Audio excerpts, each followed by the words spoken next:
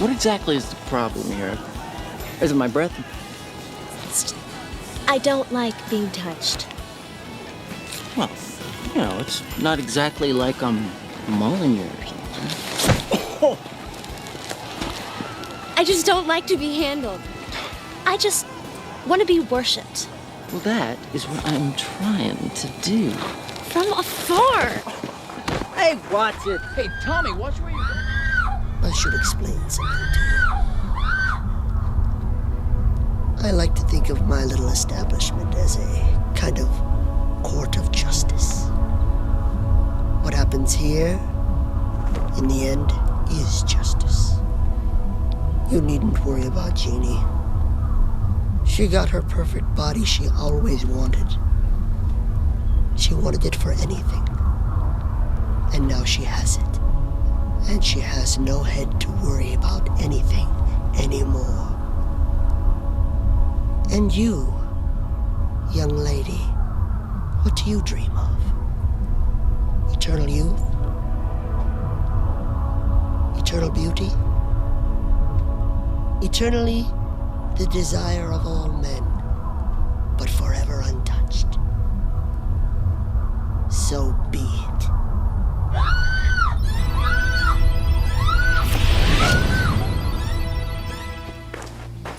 Don't worry about that, boy. Your pass entitles you to see everything.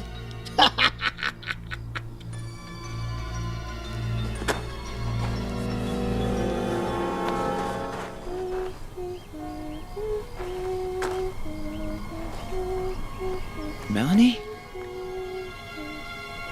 Melanie!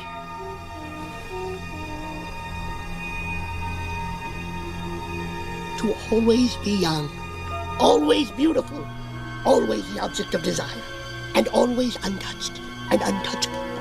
That's what this one dreamed of. Now she has it. Hands that reach out with desire, but never touched. Never, for all time. Have you seen enough? No. Then by all means.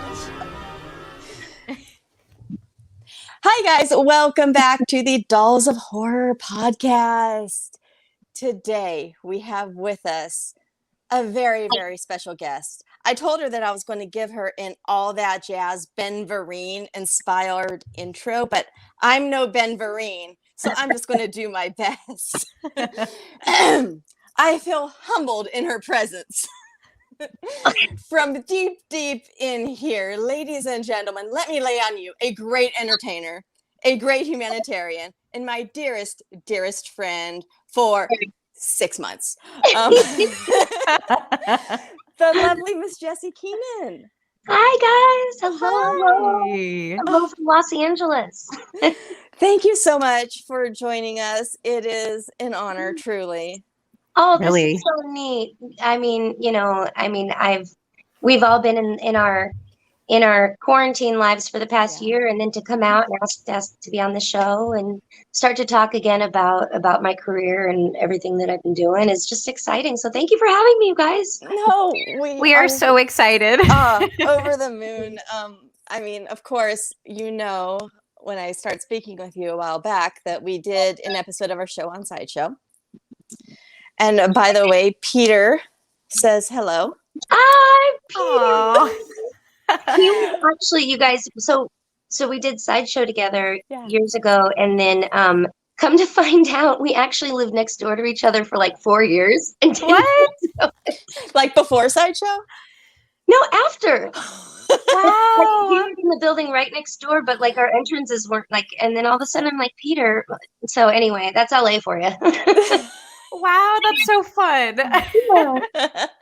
Well, we are actually going to be having breakfast with him in a month in Indy. Indy, yeah, he's there. Yep. And I think he's teaching acting there too. So. Yeah, in improv, and we're doing a convention in Indy, and so the morning before that starts and where we start working it, we're gonna go have some breakfast with Orville Ketchum and give him a kiss for me. Oh, I will do. Yes. And he had nothing but great things to say about you. He's like, she's such a sweetheart. You're gonna love her. Oh, Peter. That I'm looking forward to talk. This is actually the first interview that I've actually talked about this film, because there was many years where I was on tour as a singer. And so my career was pretty much like half singing, half acting, and I'd sort of a la carte, I'd get taken away to go on a tour, and then I'd come back and I'd get an acting role, and then, so now that I'm back in Los Angeles, it's a little more of a consistent career, different than, what it was before. Cause that was really in the beginning of I was 20, I think, when we filmed that. Yeah. So yeah. and then this is a trip, right? So we filmed the movie, okay, Sideshow, and we did it in the mountains here. I think the entire shoot was about 3 weeks. Wow. Wow. The whole thing up in the mountains, and they had a trailer for us, but I didn't know that Sideshow had come out in Blockbuster Video. You don't get a letter or anything because it wasn't union at the time. And so Sideshow, so I was in New York City actually auditioning for different Broadway shows as a singer. And I was bored, and I just bought a new pair of like Skechers, like something I could afford that I needed, right? Yeah. And I went out and I went for a walk just around Manhattan, and I went into a Blockbuster, and I'm in the horror section. And I'm looking at the horror movies, and I see Sideshow. And I'm like, well, wait a minute. And I pick it up, and that's me on the box. And so I called Ray, and I'm like, you guys, can I get a copy of this? Like, this is pretty cool, And so, and then of course it became what it is, and kind of got a sort of a small cult following. And then I learned about like the horror genre and how there's so many fans, and and then I just found a whole new world of like of awesome, cool people who love this genre and this medium of filmmaking, So yes, I've been told by a lot of people, and I'm one of them, so I agree. Horror fans are the best fans. It's true. Oh, they're awesome. I'd say horror fans, and then also video game fans. Yeah. Oh yeah. Those two, like, they're really, really passionate, and they're dedicated, and it's fun because it's an entertainment form that pushes boundaries too. So yes. And go ahead, Jane. And you've done some voiceover work for video games, I noticed. Yes, yeah. I'm working on.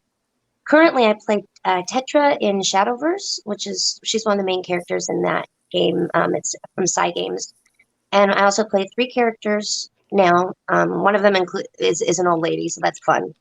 Ooh. Hello, my name is Jessi. Really fun. And then it's just neat because voiceover, you're not just the physical; you can be whatever you want to be, and it's. Once you start studying voiceover, and I teach about 20 hours a week, I do that, and then I do my voiceover gigs and my on camera stuff. It's about your imagination. It's really not about you doing the voices. It's about your voice following your imagination, and that's where the fun comes in. So, yeah. How did you fall into the voiceover? Like, is this something you wanted to do? Did it just happen? Let's see. I had a break in my life. I quit drinking 9 years ago, so that was kind of like a big thing because I'm a party girl. I'm always going to be a party girl. I mean, that's just who I am. I love it. Yeah. And but healthy wise for me, I had to cut out some of that stuff. And so when I quit drinking 9 years ago, I decided, okay, I want something consistent.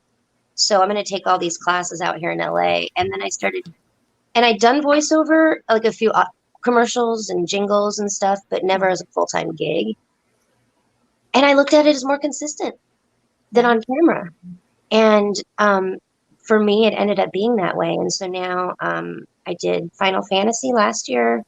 I was in Red Dead Redemption 2, which was really exciting because that was a big video game. So, and then I'm the rapping Easter Bunny for Hallmark. We saw that. We were just talking about that. I said I want one. Yeah, I want one too.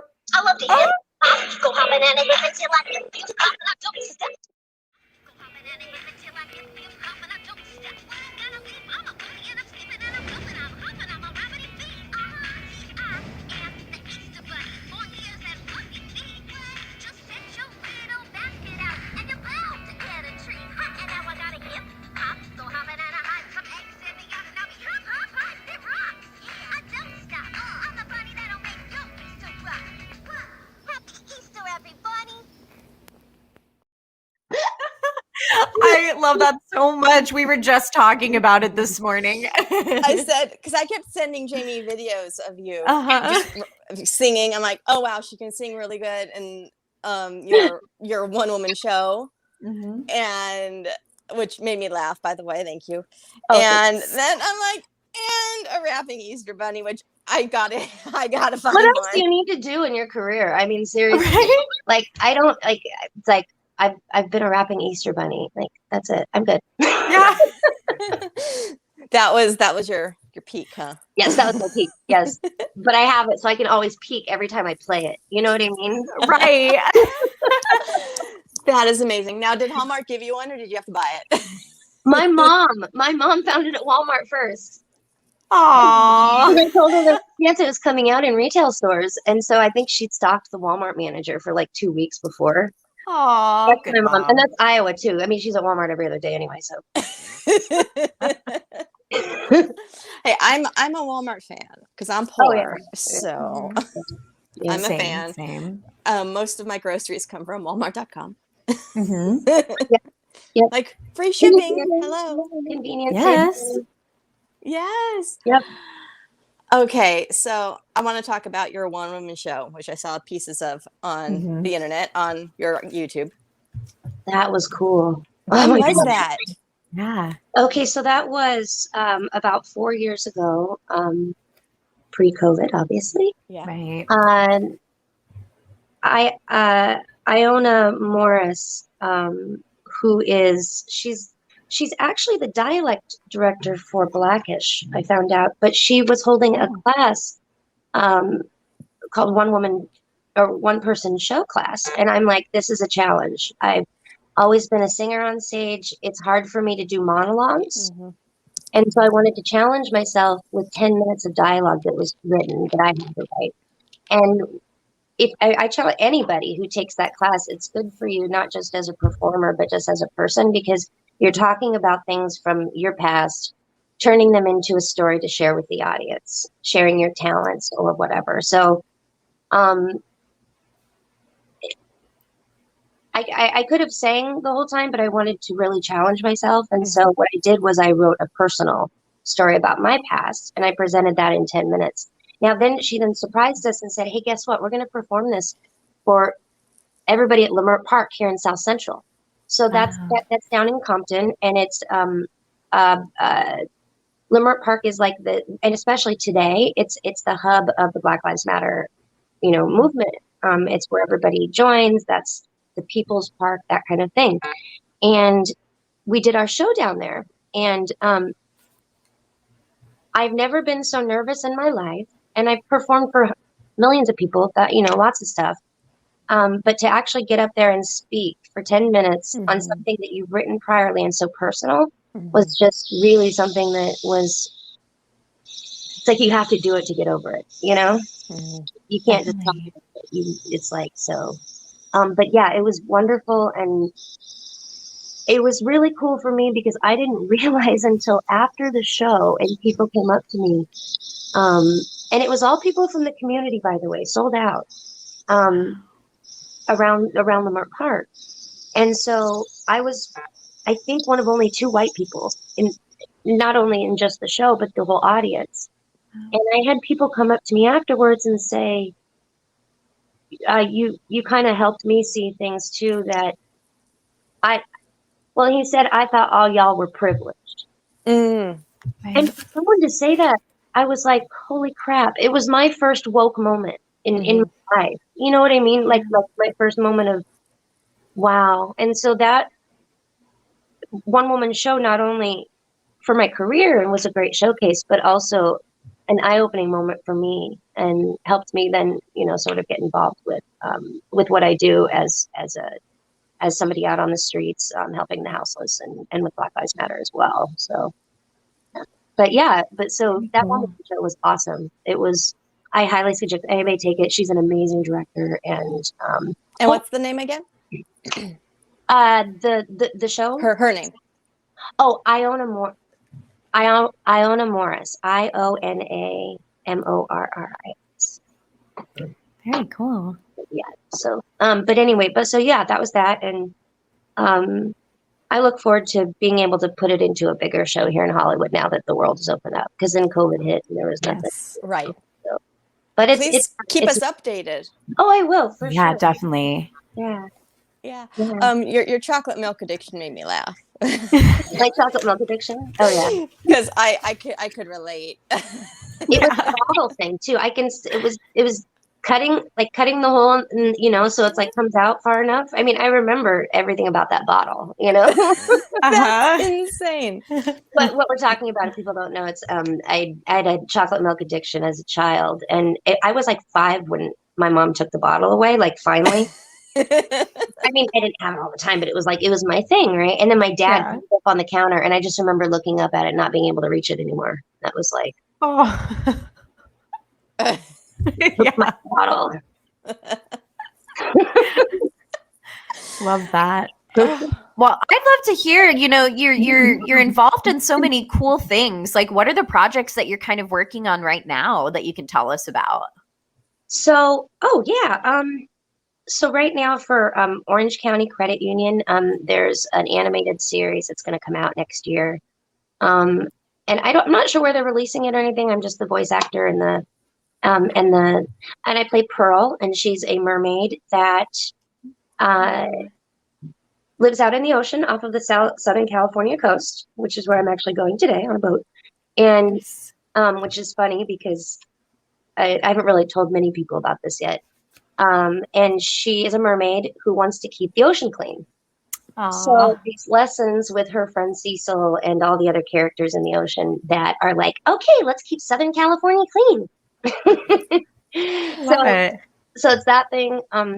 That also currently working on Shadowverse, and hopefully working on a documentary that is based on all the footage and sort of the story that I want to tell based on my journey across the country this past year. And that was marching for Black Lives Matter, but not just for the Black movement in general, but for anybody who's feeling oppressed under different justice system laws that aren't working, right? And there's so many different things to be said about that, but I think a documentary just to kind of explain that would be the best way to do it. Yeah. Oh yeah, absolutely. Yeah. Yeah. Very cool. I'd love to see that. Definitely. Yeah, it'll be fun. It'll be my little baby project on the side. But always, as an actor out here, you have an agent, and that agent sends you out. Well, in the voiceover world, sends you your auditions, and then you do your auditions from home. Mm-hmm. Okay. So I was able to travel during COVID because all my work was from the laptop. Yeah. And that's how I was able to travel the country and still work from my laptop and be able to do that.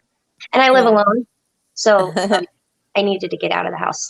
Yes, and be around that. people.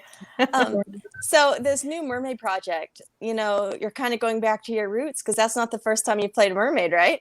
Right. Right. And originally they'd cast me because I'd done their jingle for them, for Orange County Credit Union. And so back in, my first professional paid singing job was for Disney. And that was down in Anaheim for a thing called Operation Christmas. And that's me and the characters went out, and another boy went out and sang and danced and performed for the houseless and the hospitals and all that kind of stuff. So then I think based on that show, and I kept auditioning for Disney, just in general, they gave me a contract as the Little Mermaid from 97 to 99. in Orlando, and I was the singing Little Mermaid for them. So I sang Part of Your World 6 times a day for 2 years. Yeah, and then also while I was doing that show, there was a new park called Animal Kingdom, which is now the Animal Kingdom. Mhm. And there was a show called Journey into Jungle Book, and I played the Indian princess that comes out at the end and sings, fathers hunting in the forest, just the little thing. And so Disney gave me the opportunities um, of making friends, getting paid for the first time, Right. and starting that path of sort of a professional actress and singer. I was on Star Search as a child. So when I was 12, and so that was like the original American Idol Right. back in the 80s. And so that sort of gave me a peek into Los Angeles. And so when I came out here and I went to a Dodgers game and I went to Venice Beach, and I'm like, there's all these artists here. I'm like, I'm moving there when I'm 18. So that's just what I did. And if you get to know me, I'm like, let's just go. Uh-huh. Yeah, I had a similar experience when I moved to Chicago. I was like, I got to get out. I'm born and raised in Bakersfield. Okay. Okay, No. and yeah, that's the one. Oh my Um, goodness. Wow. And I'm like, got to get out. yeah. Got to go. Desert. But now I wanted cold weather and a cityscape and anywhere but where I was, essentially. And I'm like, public transit's good. I don't have a car. That's nice. Yeah. And then musical theater, blues. How about Chicago? Oh, okay, let's go. And it took about 6 months of planning, but yeah, then I ended up here, and yeah, it's been 13 years. Oh, amazing. Are you do baseball or are you doing a game yet? I'm a Cubs girl. I married a Sox fan. If you can see, I don't think you can see behind me, but we got these on our honeymoon. I see. And this one is Kaminsky Park, White Sox Park. And this one is Old Wrigley from 1935. Aww. And it was in our wedding vows. So I sang at Old Wrigley. I sang the national anthem Oh, in 89 and 90. Oh, nice. Yes. Oh, We're going to a Cubs game next Friday out here. I'm taking my sister and my mom are coming, and I got tickets. So that's so funny. how fun. I had never been to a Cubs game because it's so expensive, but because of COVID, the prices dropped. So my husband took me to my very first Cubs game. We always go to White Sox games because tickets are like $6. Right. Yeah. But he took me to my first Cubs game like 2 months ago against the Dodgers. What? I know. Oh. And like I said, born and raised Bakersfield. I started watching the Cubs because we had WGN. So and I like the mascot better than the Dodgers. So and I got the Dodgers games here. Yeah. So I started watching the Cubs as a kid, and so I just sort of kept that going when I moved here, and I'm on the north side now, which is great. But yeah, I went to my first Dodgers Cubs game, so it was kind of amazing. And now you're going to, I'm assuming, a Dodgers, right? Cubs game. Aw. Friday night. Yep. That's going to be amazing. Oh my God. Yeah. Their tickets are still expensive, but yeah, if you can find tickets on this thing called Game Time, it helps. Yeah. Oh, nice. Yeah. I think we paid, I don't know, I think it was like $25 or $30, but which is not bad at all. We paid $65 each for Friday night. Yeah, it's expensive out here now. And I mean, out here, pre-COVID, it was $100 or more. I could believe that. Yeah.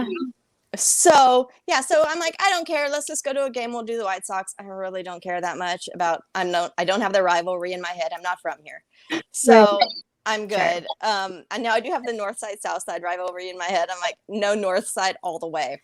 I ain't going south. City. Oh yeah, okay, but I digress. Let's talk about some Sideshow. Oh, we have to.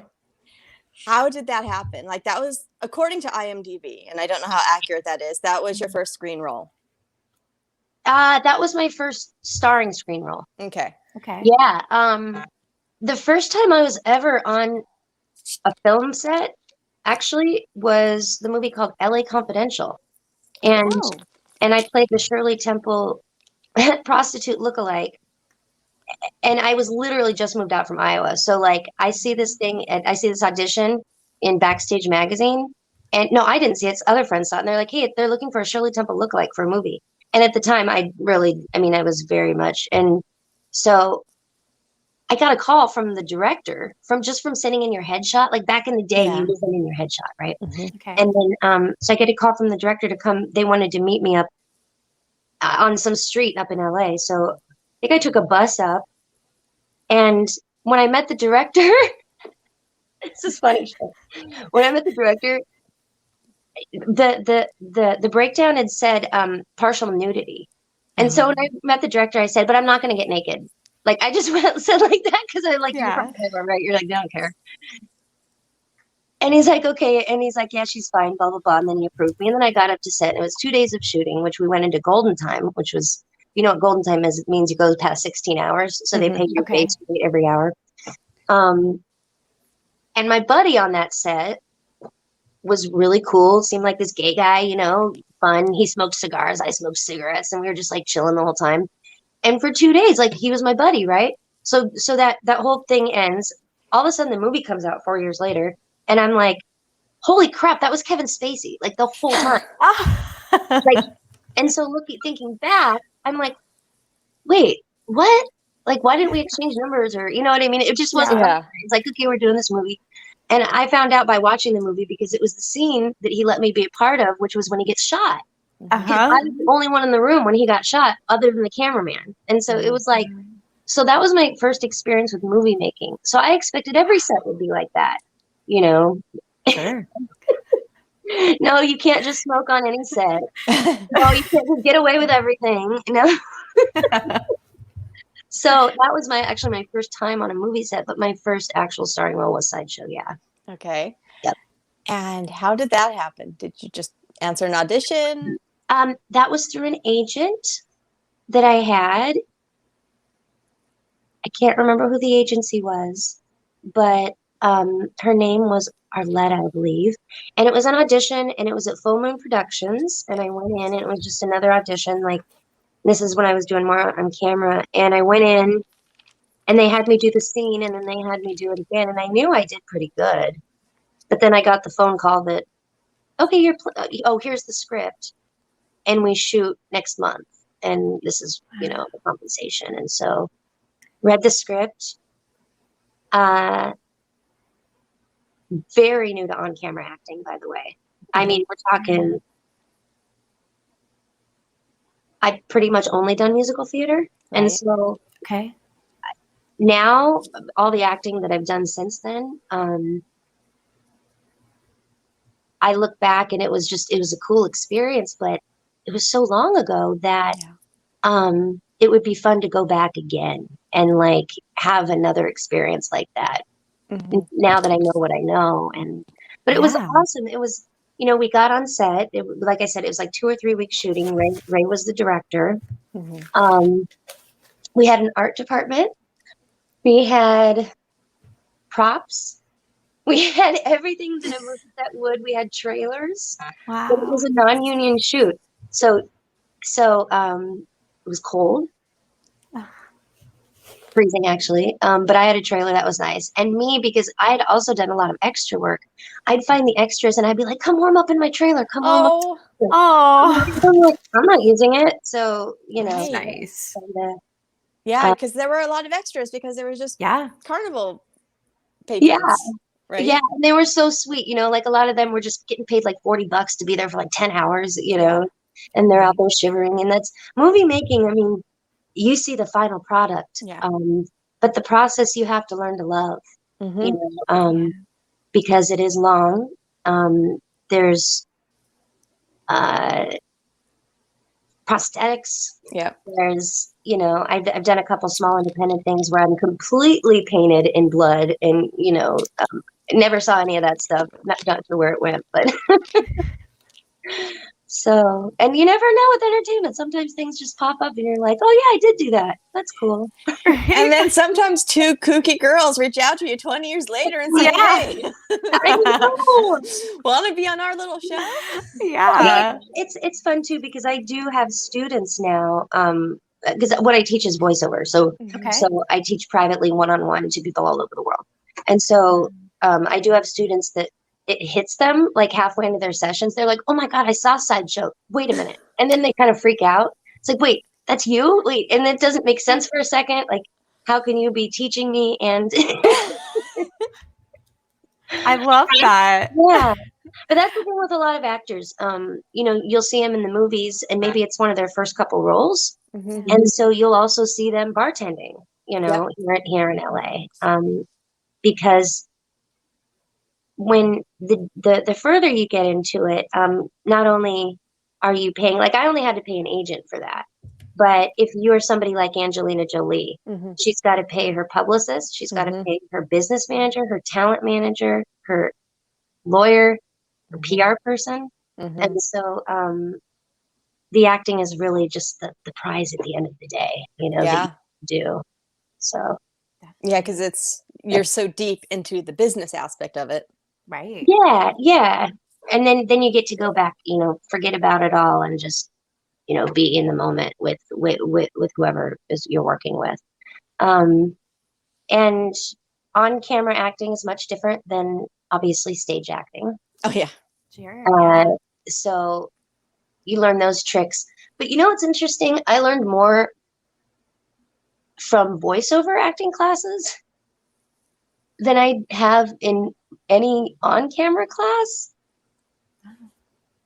because it simplifies it into the voice and it makes you have to tell the truth, right? Mhm. All this that sometimes we put on, Mhm. you know, with our physical, but you hear the truth in the voice. Yeah. So, so it's fun. Sometimes I'll just close my eyes and listen to movies because it's more fun that way. It's like imagine it, you know. But yeah, so when I got cast in Sideshow, showed up on set, got our scripts, had everything memorized, and started having fun. You know, it's a process. And so when I got zapped, that was really cool. Yes. Oh my gosh. Your transformation was definitely the prettiest. Yes. It was he wanted it to look like a porcelain doll in a glass case. Yep. Yeah. So how we actually shot that, and this is really cool. So I'm inside the glass case, right? And it looks like I'm in this dome, right? Uh-huh. Well, Yeah. actually, here, let me see if I can. So let's pretend that this is the glass dome. It's only this big. Okay. So here's the glass dome. The camera is going to be shooting right here, Through and it. I'm in the distance. So it looks like I'm in this thing. Oh. And you were behind it? I was just up on a pedestal. Oh wow. Inside of this thing when you shoot like that. Uh-huh. Do you know what I mean? Yeah. Yeah. So that's how we shot it. So I wasn't in anything. I was just Right. sitting up there and the camera was looking through this glass jar. So it looked like I was in the glass jar. Totally. Yeah. Oh, that's so cool. So next time you watch it, notice that. It's like, Yeah. oh, okay, that's how they shoot that. I love that. Wow. That's another reason why I've always loved horror, is the effects, especially in low budget indie horror, early full moon pictures, especially. I'm a full moon girl. I mean, I love them. Oh my gosh, yeah. It was kind of a highlight when I got to meet Charles Band, and he personally sold me a 6-shooter doll from Puppet Master.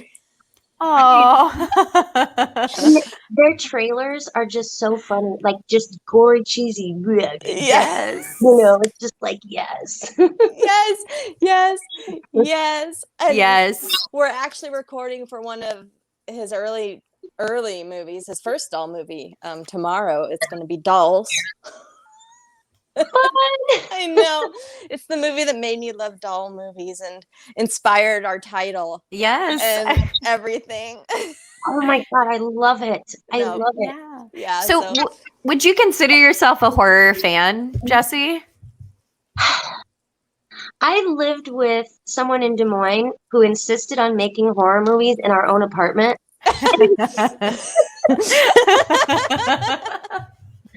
And he had a cat that hated me, so it would pee on everything. Oh my gosh. So long as they're not made in my apartment. Yes. I love horror movies. Yes. I'm not a big fan of the suspense though. I like to really get to it. So You the know- slow burn movies are not for you. No. There's a movie called The Crazies. I Uh-huh. thought that was really good. Yeah. It was smart. It was, based in Iowa too, and they Is it shot the remake or the original? the remake of The Okay, Crazies. that was Yeah. good. It was Yeah. good. They actually, if you see that movie and you see the house being blown up, Yeah. that's not CGI. Yeah. They blew up the house like it was Ooh. one night. Yeah, it was pretty crazy. Yeah, we're huge cool. practical effects fans as well. Yeah. Like, Love them. all about the practical. CGI is fine in moderation, but primarily it's all about the physical of it all. Yeah, so good. They could probably. There's a lot of effects. If you go to Burning Man, there's a lot of talent there. That's all it is special effects with fire. I mean, it's really, really. I like that kind of stuff. Yeah, Definitely. Yeah. And as far as like the gore and the horror, I really I like it for entertainment. Yeah. It's great. Same. If I were to choose a genre that was my favorite genre, I don't know, something like Big Fish. Oh, I love that movie. What's that? I don't know what genre that is. I know, me neither. It's like quirky and imaginative. fantasy maybe. Tim Burton stuff, I guess. Yeah. Is my kind of thing. Yeah. So if you could do you have like a dream project, like as far as like a role, if you could play any kind of role or be in any kind of genre, like what would it be? I thought about this actually lately because sometimes we actually try to hide our biggest dreams for some reason. Yeah. Being because we're worried that someone's going to hear it and smash it. Right. Or it's gonna get jinxed or something. I'm Yeah. very superstitious like that. Like, I don't really talk about things I've got coming up until it's done, and then I'll talk about it. I would love, just to put it out in the universe, I would love, even if it was a small role in a film, but to get to play Janis Joplin. Ooh. Yeah.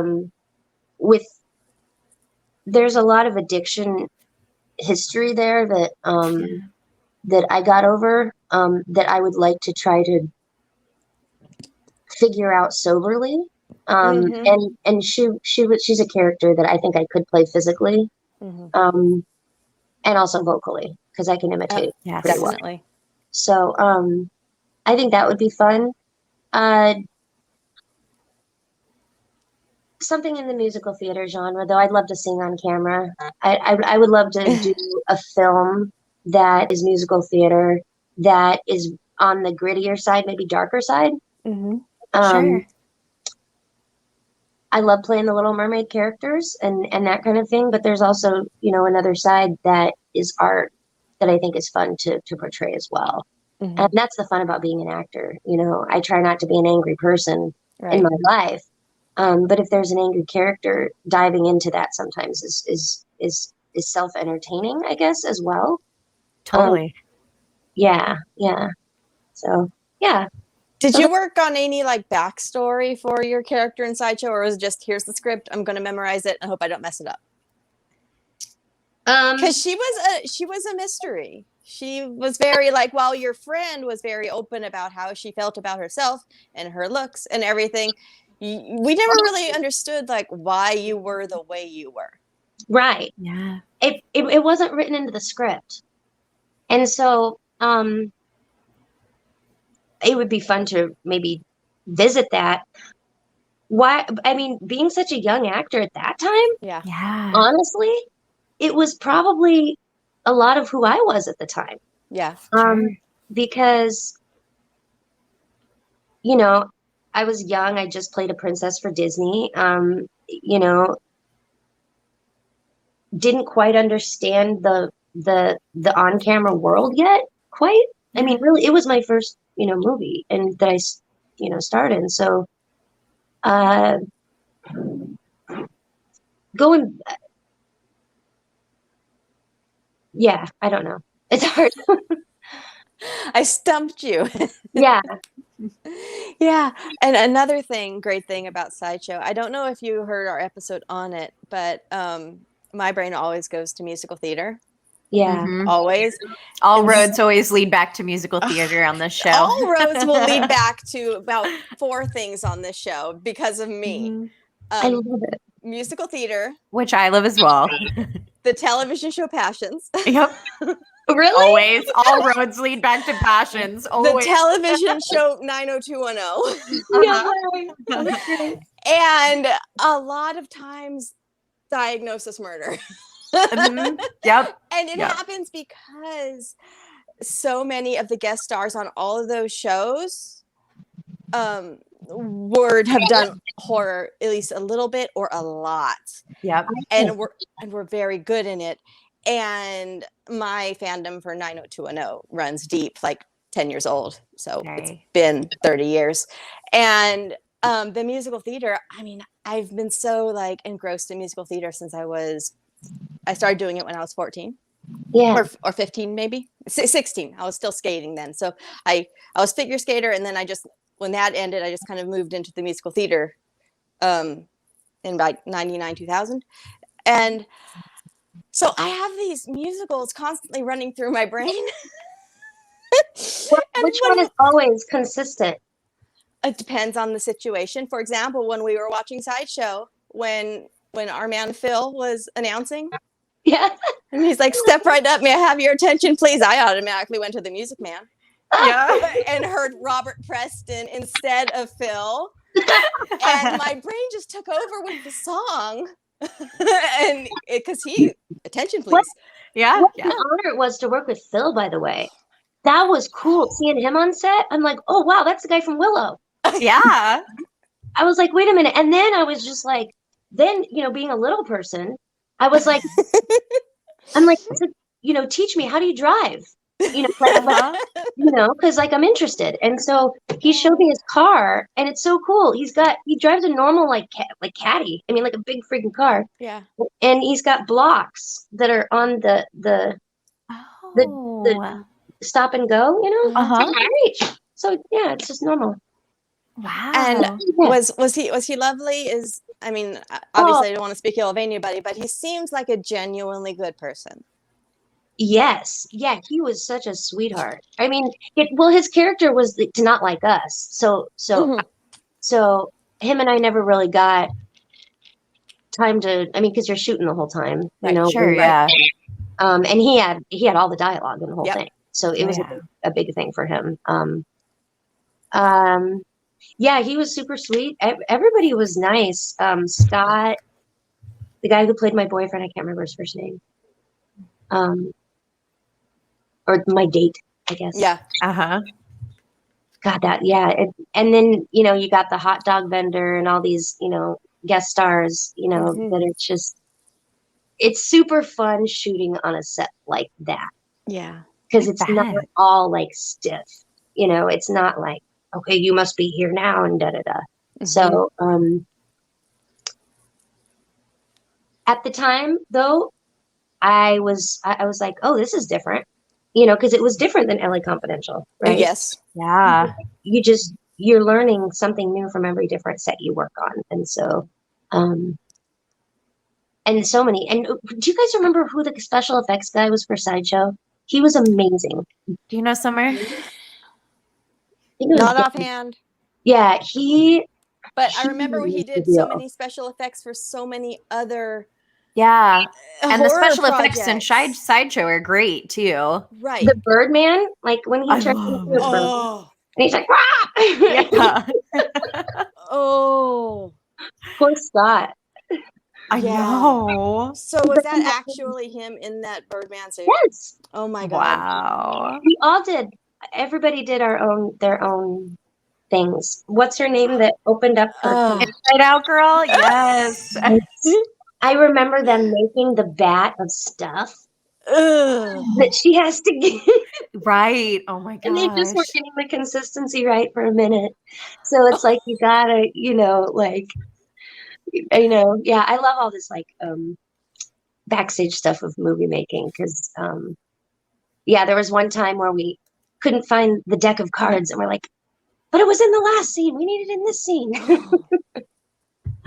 How fun. Oh, it's fun. Yeah. If you can get with a good crew that's fun, then the process is a lot of fun. Everyone gets tired by the 10th hour, but Of course. it all Sure. depends on how you handle it, you know. So Mhm. and there's guerrilla filmmaking too. So that's done a lot more often than you think. It wasn't done in this movie, because we actually had a set. Right. But living out here in LA, there's a lot of guerrilla filmmaking goes on, and so there's that element too. You get to fight against, you know. Yeah. Do you have a permit? Yeah, or you have to go and steal a shot real quick. Yeah, totally. Right. Yeah, I think I talked to David Naughton about that when I hosted his panel, because they had to steal the Piccadilly Circus shot in American Werewolf in London. They didn't have permits for that apparently, and they I read that. They crashed and then they disappeared in a minute. Did you guys notice on the front cover of Sideshow who that girl is? No. Who is she? I gotta look at it again. I was just looking at the cover earlier today too. Yeah. So this is the only cover that I remember, and there's no girl on it. Yeah, there's one where a girl is like, oh, okay. and they tried to that looked like me, but it doesn't look anything like me. It's like, that's not you. Like, that's not me. That's not you at all. You're blonde. Oh my gosh. Well, actually, that happened a lot with some of those movies back then, especially the slashers, especially the Slumber Party and Sorority House Massacre series. I was gonna say none of the people on the covers are in the movies at all. Nope. At all. Ever. Great. Ever, which makes it very difficult when 20 years later you're trying to remember what that movie was, and you only remember the cover, but it's the cover. Yeah. You don't remember any of the actors. Because it had nothing to do with the movie. Exactly. Yep, exactly. Wow. And then sometimes you get lucky and you stumble across it on Tubi and start watching it, not knowing that this is the movie you've been looking for 20 years. Yep. Oh, that's hilarious. Oh my God, I'm getting so educated right now. This is great. Well, we do our research, our deep research in horror. I've been into horror a little longer than Jamie. I'm also older than her. Mm-hmm. So I was 8 years old when I started watching it, and that was 1990. So tell me, are you a fan of Lloyd and Trauma? Yeah, we had Lloyd on actually. Yes. Yeah, so I'm a Trauma girl. I love Trauma, and we actually had the opportunity to interview Lloyd Kaufman, which was a dream come true. He's like a hero of mine. And Summer was like, "This can happen. Do you want it?" Yes, I want to do it. Let's do it. I know. And we talked to him about musical theater. Yeah, he talked to us for 20 minutes about musical theater. Like, we were done. We had him for like 25 minutes, and we were wrapping up because we wanted to be mindful of his time. Right. And then we started talking about musical theater, and he goes for like another 25 minutes. Yeah. Oh, yeah. He's a friend of mine. I worked with him in Iowa. Oh wow. Yeah, my roommate, Christian Day was my roommate. Okay. I had to move out because of the cat. Right. But Christian was making a horror movie that was, I think there might have been a script, I don't know. But Lloyd came out, and Lloyd was a part of that movie. And so there was like 5 days where Lloyd was, I think he came over to our apartment. I think we went and had dinner, and I got to know Lloyd. And then now every time I see him, like I saw him at E3, I see him at the video game stuff. It's like, Jessi. So yeah, he's a sweetheart. He's a sweetheart. He is a sweetheart. He's the best person to have on as an interview. He was our second interview, my second interview at least, and Peter Spellos was my first interview. Wow, ever. That's amazing. So he broke me in, and then we had Lloyd, and Lloyd was like my gift to Jamie, because I'm not too big into Trauma. I'm more of a full moon girl, as I said. Okay, cool. I do watch some Trauma, especially the witchcraft series, which I think they're on like episode like 20 now in their movies.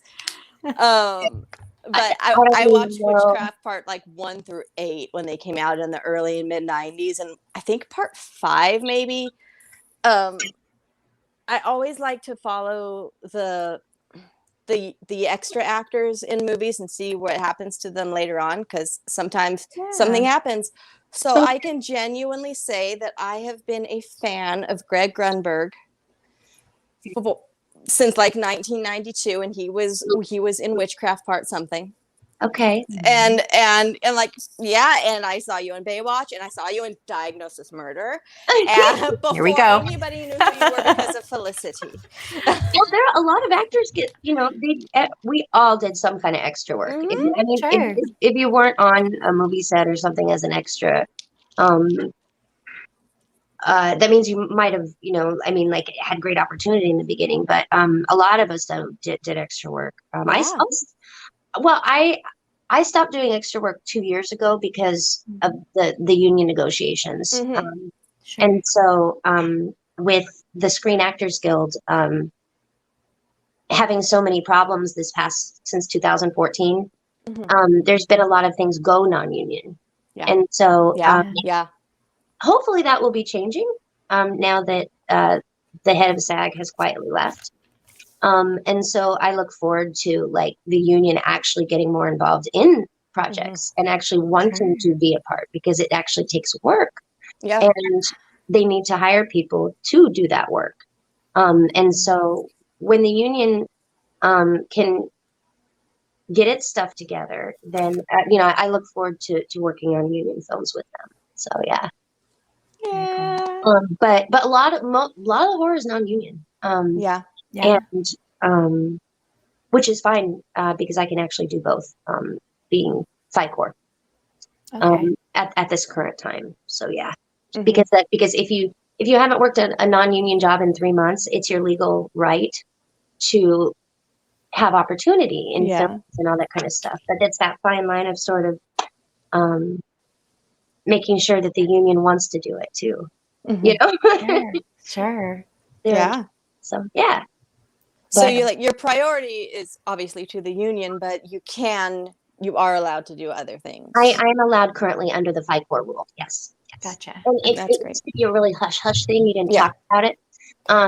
But it's a way to protect performers. I look forward to when I can be full union again.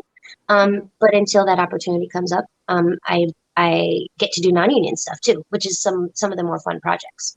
Yeah. I bet. Yeah. Very cool. Okay, so tell me, what was the most fun scene to shoot in Sideshow? Ooh, fun scene to shoot? Yeah, like when you look back on the shooting experience, and something that just makes you smile instantly.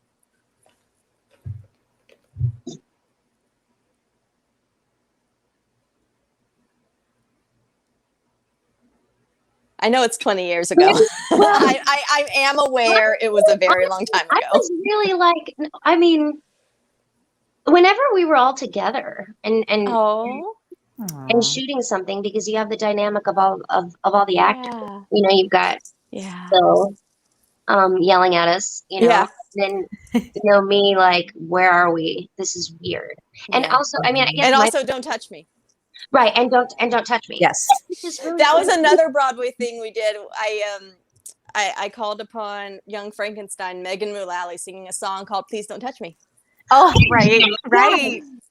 Now, some people, like some celebrities, might think, "Oh, it's like don't touch me." Some of us have a thing where it's like a thing. Like if I don't know you, don't touch me. Right. Yeah. Just don't. Because especially with little people, they like to pick you up and grab your nose and think it's cute. Like me, I'm 5'2" and I weigh like 100 pounds. So it's like, it's cute, right? No, I'm a person. And so don't just pick me up. that was a theme in Sideshow also. Yeah. Right? Yeah. When your boyfriend picks up Phil. Yes, yeah. And we talked about that too, I think. We're like, don't do that. Yeah, we're like, that's not cool. Come on. How about that? Oh, we okay, little fella? Well, let me help you up. Come on. Tommy. Hey, come on, man. Come on, just giving him a ride. Put him down. Excuse me, would you please put him down? Bobby. Well, how about it, little fella? You want to get down? I'm afraid I'm in your power. For now. Well, yeah. Well, don't take any wooden nickels and take care of yourself.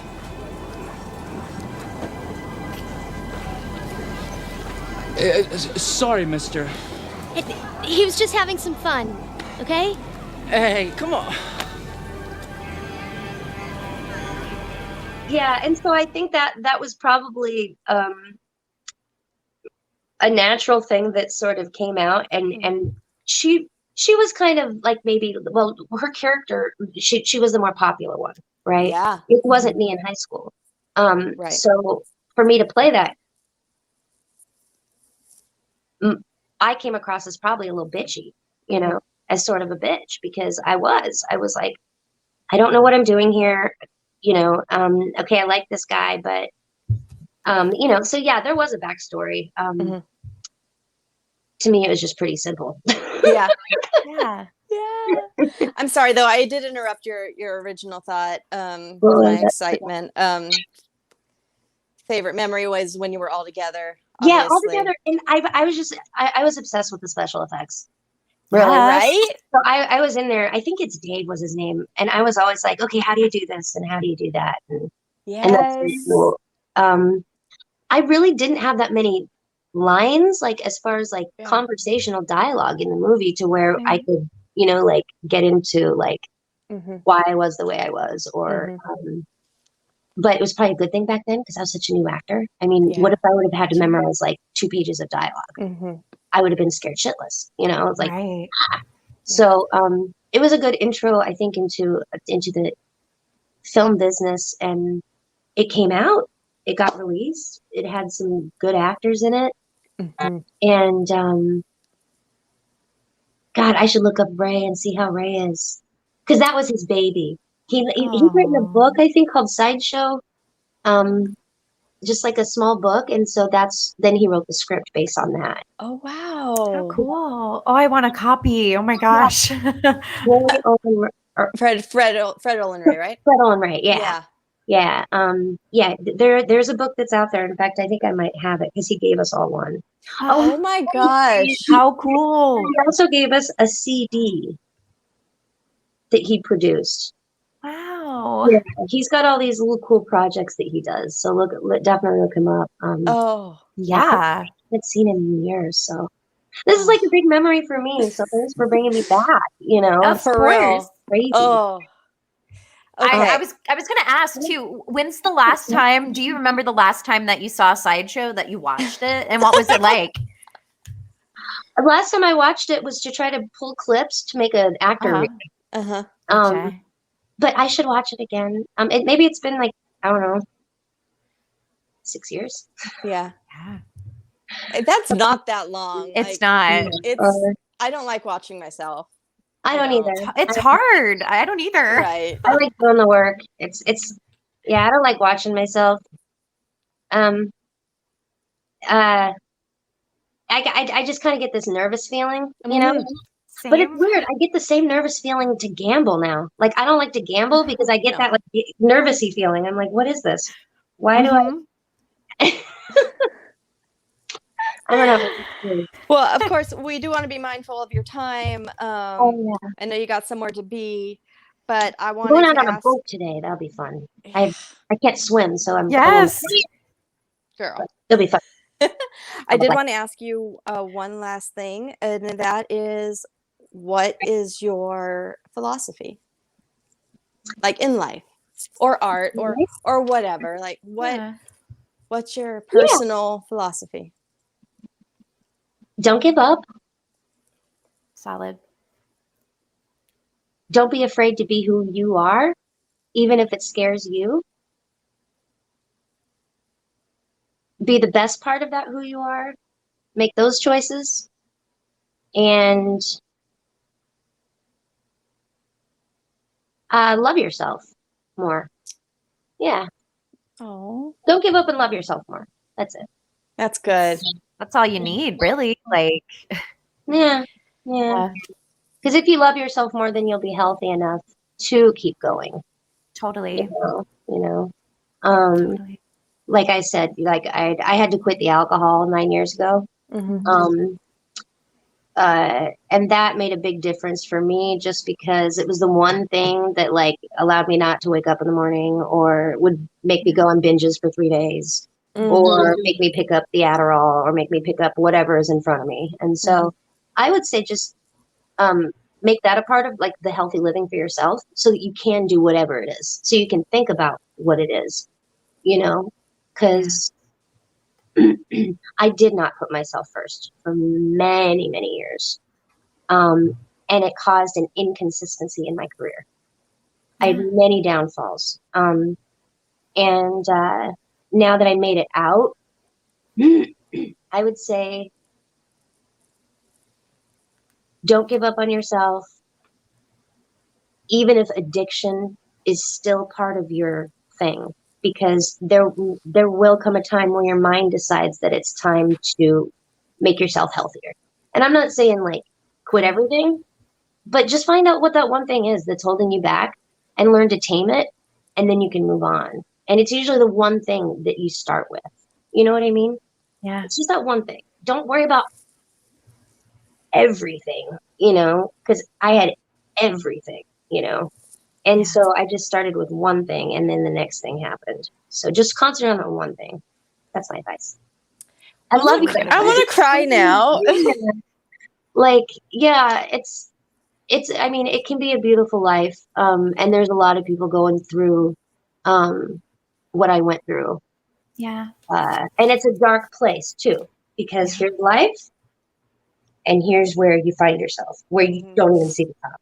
So like, if you ever find yourself in that place, know that there is something inside of you. You just have to find something that inspires you to get there. That's the only thing that worked for me, So, yeah. And now I feel like I can go from here now and be more consistent and live a full life. So thank you guys for having me. No, thank you so much. Thank you This so has been much. wonderful. We'd love to have you back sometime. Love lunch and all that kind of fun stuff. Yes. Yes. And we would love to have you back sometime if you're open to it or available. We'd love it. Oh, well, thank you so much, Jessi. Yes. Thank you. You are truly an inspiration. Very much. Thanks. Thank you. One last thing I wanted to mention. You do a lot of activism and charity work for, as you said, the houseless. Yeah. Yes. How can people help with that? So, actually, right now there's it's being formed into an actual nonprofit, which is super exciting. Very exciting. After a year, and so that process is going on right now, and so you can follow at March With Us Now on Facebook, Twitter, or Instagram, and it's all at March With Us Now. It's just the same. Wonderful. And Black Lives Matter and the movement, not necessarily the organization, is who we were supporting all different kinds of protests across the country. And then what I noticed was that the houseless are the ones being most affected by a lot of this. So that my efforts have gone now to help the Black and brown people on the streets who may need it. And a lot of it does have to do with addiction. So we actually go out, and I started to put up actual food shelves in the encampments where the people are now keeping it clean. And that's what we need, is we need there to be a community effort with the police, housing, and the people of knowing who needs mental help, knowing, and then also just saying, hey, if you're going to live here, just keep it clean, and we love you. So we have to start there, because you can't just bulldoze the tents like they have been doing, right, without mental help there, without the mental health department there. So now that they're aware of it, thanks to the protesters, the mental health department is now being asked, where the heck are you guys? And so that's where we're at in LA. That's good. That's good. Well, thank you. I thought that was important to mention. Definitely. Thank you. Just to get the word out, of course. And if there's anything that we or anyone else can do to help, let us know. We'll share that information. We'll pass it along. Freeze water bottles in your own neighborhood when it's hot, and just give it to someone who needs it. That's what you can do. It's great. Hey, that's easy enough, right? Yeah. Right? Especially now. I mean, oh God, it's 100 degrees in Chicago. And we're having a historic heat wave on the West Coast. Yeah. Just go to the 99-cent store, fill up Yeah. your plastic things, and I just Yeah. put those out. So Yeah. All right. Well, thank you so much for coming with us, and listeners, watchers, thank you so much for watching this interview with the wonderful Miss Jessi Keenan. We love you. Thank you so much. Yes. Summer. I feel humble in his presence. From deep, deep in here, ladies and gentlemen, let me lay on you. A great entertainer. A great entertainer. A great humanitarian. A great humanitarian. And my dear friend for 25 And my years. dearest friend for 20 years. Amazing grace, how sweet the sound that saved a wretch like me. I once was lost, but now I'm found. Was blind, but now I see. 'Twas grace that taught my heart to fear, and grace my fears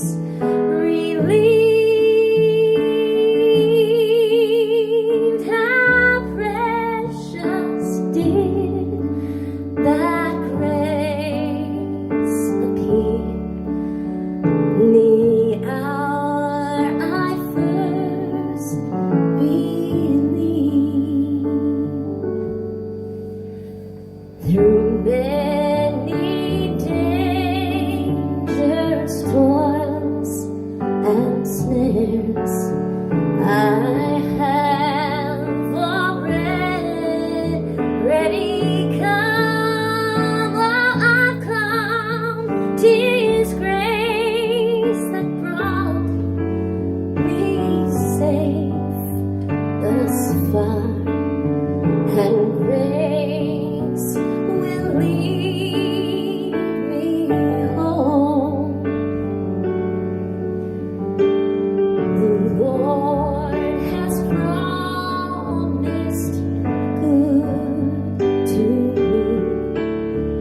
His word, my hope secures. He will my shield and portion be, as long as life endures. When we've been there 10,000 years, bright shining as the sun, we've no less days to sing God's praise than when we first begun.